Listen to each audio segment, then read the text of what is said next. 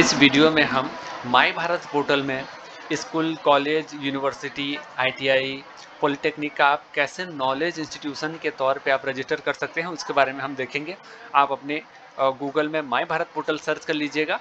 जैसे ही आप सर्च करेंगे आपको रजिस्टर नाउ का ऑप्शन दिखेगा। रजिस्टर नाउ में आप जाएंगे तो ब्लू कलर के रजिस्टर में आप टच कर लीजिएगा। यहाँ आप अपने ऑफिशियल ईमेल या नंबर से आप रजिस्टर कर लीजिएगा। ऑफिशियल नंबर यूज़ करने से ये होगा कि क्योंकि अधिकारी चेंज होते रहते हैं, और अगर पर्सनल नंबर से करेंगे तो फिर ओटीपी लॉगिन उनके पास ही जाएगा।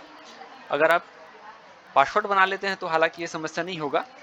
कोशिश करिएगा कि ऑफिशियल आप यूज़ कर लें, ताकि कोई भी नए ऑफिसर जब आते हैं, चेंज हो जाते हैं, तो ऐसा कुछ समस्या ना हो लॉगिन करने के लिए, क्योंकि आपका जो प्रोफाइल है वो एक ही बार बनता है, और जब तक कि वो दोबारा से डिलीट नहीं होगा कोई रजिस्टर नहीं कर पाएंगे, और करेंगे भी तो वो अप्रूव्ड ही नहीं होगा। जो भी नोडल हैं उनका स्टेट डिस्ट्रिक्ट सेलेक्ट कर लेंगे, अर्बन लोकल जो भी बिलोंग करते हैं।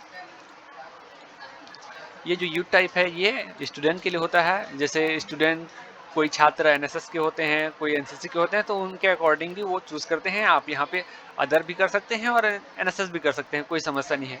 जब एनएसएस एनसीसी करेंगे तो नीचे में ही उनको उनके इंस्टीट्यूट का नाम सेलेक्ट करने के लिए आता है, उनको सेलेक्ट करना रहता है। जैसे ही आप सबमिट करेंगे आपका यूथ प्रोफाइल बन जाएगा, और इसी यूथ प्रोफाइल के माध्यम से आप अपना नॉलेज इंस्टीट्यूट का रजिस्टर करेंगे। आपको अपने नाम से एक सर्टिफिकेट भी मिल जाएगा, उसको भी आप डाउनलोड कर सकते हैं। क्रिएट ऑर्गेनाइजेशन और ज्वाइन ऑर्गेनाइजेशन के बारे में मैं थोड़ा सा बता देता हूँ। क्रिएट ऑर्गेनाइजेशन में स्कूल, कॉलेज, यूनिवर्सिटी के जो हेड या प्रिंसिपल, डीन रहते हैं, जो भी प्रमुख रहते हैं, उनके द्वारा इसमें जाकर उनके इंस्टीट्यूट को रजिस्टर करते हैं क्रिएट में जाकर। और ज्वाइन में जो एनएसएस प्रोग्राम ऑफिसर होते हैं स्कूल, कॉलेज, यूनिवर्सिटी के, ज्वाइन में जाकर अपना रजिस्ट्रेशन करते हैं, क्योंकि एनएसएस प्रोग्राम ऑफिसर एनएसएस के अंडर आते हैं। और जब कोई नोडल ऑफिसर अपना रजिस्टर कर लेगा क्रिएट में, और उसके अंदर कोई अगर 2-4 और डिपार्टमेंट होते हैं, जैसे साइकोलॉजी डिपार्टमेंट और कुछ डिपार्टमेंट, तो फिर वो भी ज्वाइन में जाकर ही उसी अप्रूव्ड अकाउंट को वो ज्वाइन करते हैं। इसमें हम नोडल ऑफिसर का रजिस्ट्रेशन प्रोसेस बस देखेंगे। अबाउट के सेक्शन में आप अपने इंस्टीट्यूट के बारे में जो भी फीचर, फैसिलिटीज़ अवेलेबल हैं, कोर्सेज अवेलेबल हैं, उसके बारे में आप लिख दीजिएगा। ऊपर में जो बड़ा पिक्चर का इमेज का सेक्शन दिख रहा है, यहाँ पर आप अपने इंस्टीट्यूट का कोई इमेज या बैनर है तो उसको आप यहाँ पर अपलोड करिएगा। यहाँ हम कोई भी एक पिक्चर ले लेते हैं जो अभी अवेलेबल होगा। लोकेशन ये देखिए, और ये जो छोटा वाला बॉक्स है इसमें आप अपना लोगो डाल सकते हैं। मैं सेम पिक्चर ही डाल देता हूँ, आप अपना लोगो होगा तो उसको डालिएगा। फिर यहाँ से आप नेक्स्ट कर दीजिएगा, या बेसिक इन्फो में टच करेंगे तब भी आप नेक्स्ट सेक्शन में पहुँच जाएंगे। यहाँ आप अपना कैटेगरी सेलेक्ट करिएगा, नॉलेज इंस्टीट्यूशन। चाहे आपका इंस्टीट्यूट गवर्नमेंट हो, प्राइवेट हो, उससे कोई मतलब नहीं रखता, आपको नॉलेज इंस्टीट्यूट सेलेक्ट करना है। कई लोग सोचते हैं हमारा तो गवर्नमेंट कॉलेज या स्कूल है, हम गवर्नमेंट सेलेक्ट करेंगे, तो ऐसा नहीं है, आपको नॉलेज इंस्टीट्यूट ही सेलेक्ट करना है।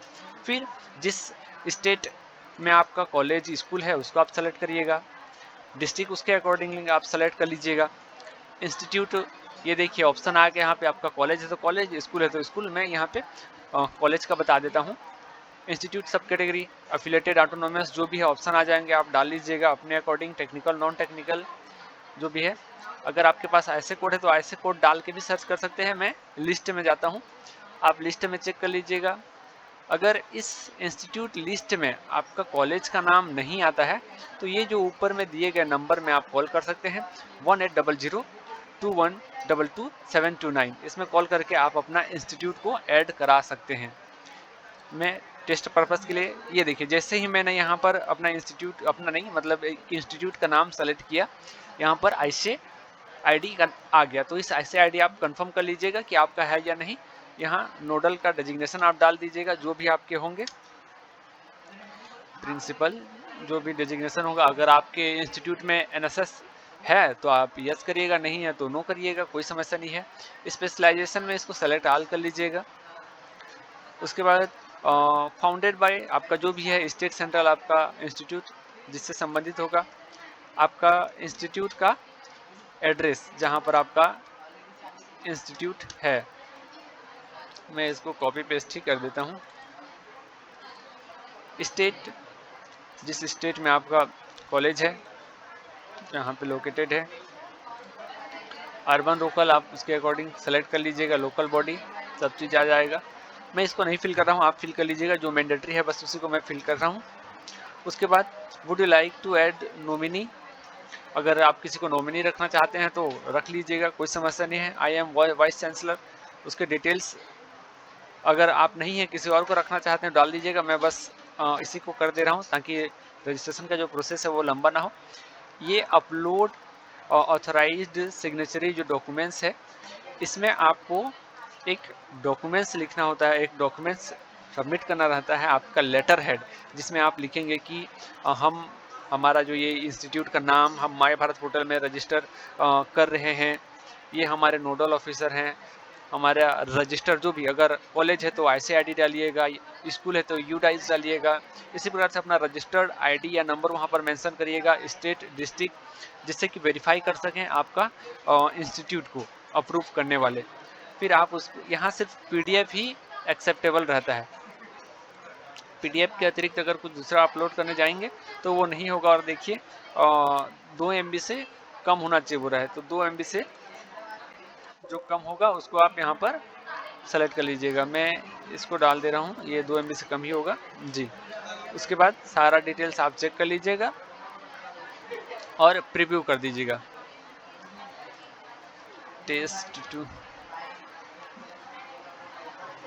Address line pin code mandatory है, छूट गया था।